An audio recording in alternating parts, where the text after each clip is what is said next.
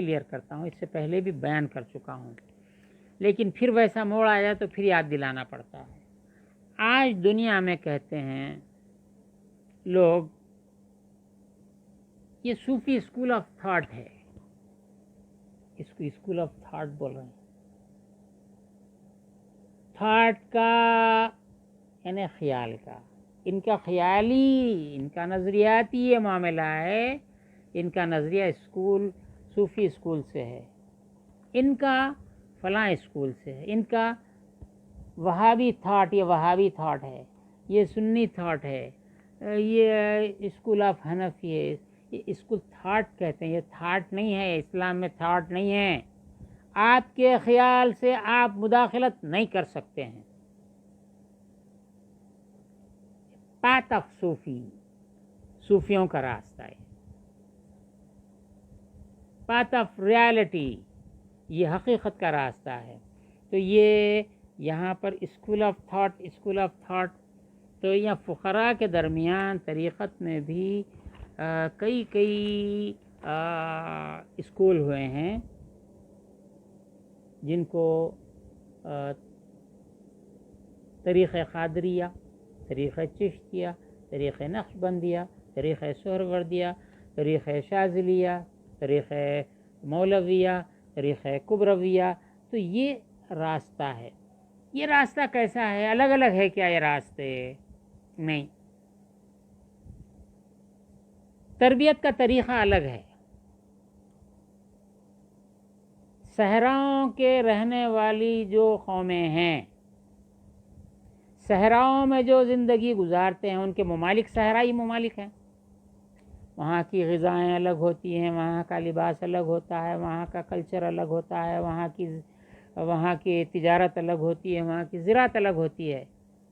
وہاں کے لوگوں کے لیے اللہ نے جن شیوخ کو پیدا کیا، ان کے پیشوں کے اعتبار سے، جیسے مکہ مکرمہ ہے، وادی غیر عزیز زرع ہے، زراعت ہی نہیں ہوتی، پھر کیا ہوتا؟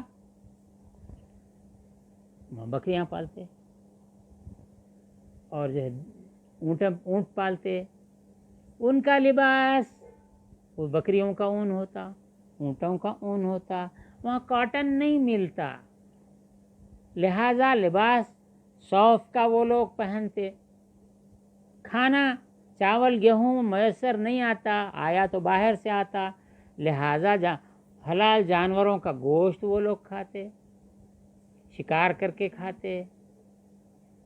دوسرے ممالک میں اگر چلے جائیں، وہاں زراعت بھی ہوتی ہے، بکریاں بھی پالے جاتے ہیں، مویشی پالن جس کو کہتے ہیں، پشو پالن بولتے ہیں ہندوستان میں، پشو پالن بھی کرتے ہیں، زراعت بھی کرتے ہیں۔ بعض علاقے گیہوں کے علاقے ہوتے ہیں تو وہاں گیہوں کے کھانے والے ہیں، گیہوں کا کیسا مزاج ہے اس کے لحاظ سے گندم جسے بھی کہا جاتا ہے، چاول کا علاقہ ہے، وہاں کے لوگ ہیں۔ ایسی سرزمین کے لوگ ہیں جہاں نہریں بہتی ہیں، سرد ممالک ہیں، ان کی تربیت کا طریقہ الگ ہوتا ہے، ان کی غذائیں الگ تجویز کی جاتی ہیں۔ پہاڑی علاقے ہیں، وہاں کے رہنے والوں کے لیے تربیت الگ کی جاتی ہے۔